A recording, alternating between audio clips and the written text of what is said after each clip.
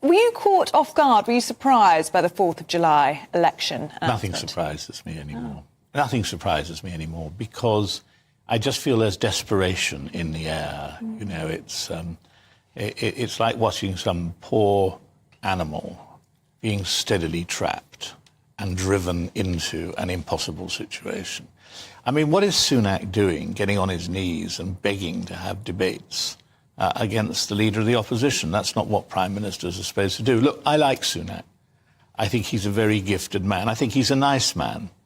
But something sums up where the Tory party are at the moment, and it was him getting soaked. No one thought to give him an umbrella. Well, he's spoken about that. Have you heard what he had to say? He said he believes... Do I need this information? I think it's very interesting. So a lot of people are saying, look, he should have had a brolly, and they're poking fun at him. He said, I believe in the great British tradition of going out and standing on the steps of Downing Street and making an announcement, come wind or shine or rain or whatever the weather's doing that day. Most people do have an umbrella.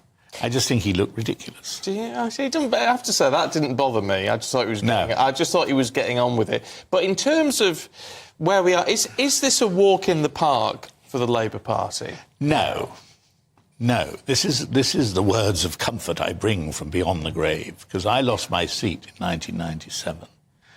And the Tories actually were in a very good position then, but because the economy was doing well and so on. But there was something about Tony Blair. He just seemed unbeatable. And what do you know? He was unbeatable. I mean, Starmer's nothing like Tony Blair. There's no excitement and enthusiasm, is there? Especially not like it was in 1997. You know, he's a sort of greasy-haired lawyer, you know. I know about greasy-haired lawyers. I was one myself. Yeah. And, you know, once a greasy-haired lawyer, always a greasy-haired lawyer. You never entirely shake it off. But I think the problem, though, for the Tories is Sunak there's no showbiz there. He needs to be able to go out and command the situation. But I think if he'd asked me, and by the way, he didn't, but if he'd asked me what should I do, I'd have said just get it over with. Shock them. Do something they think you're scared of an election. Well, show to them that you're not. And it can't be any worse. And, of course, it could be quite different. You see, there's a lot of loose cannons on the Labour front bench. And Starmer is unexciting. You know, the trouble with Starmer, he's a bit like every lawyer that I've ever met. They argue one case, but if you'd ask them to argue the opposite case, they do so provided the money was right. And I tell you, I don't think that Starmer carries very little in the way of conviction.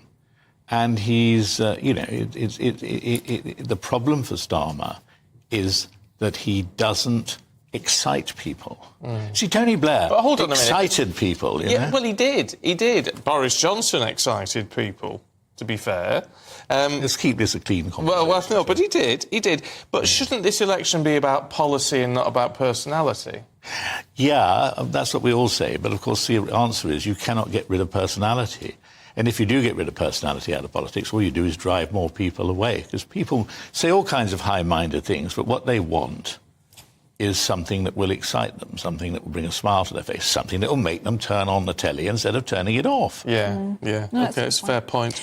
David, good to see you. Thank you very much indeed. And can I just say, before we say bye to you, that people are very pleased to see you back, Mr Mellor.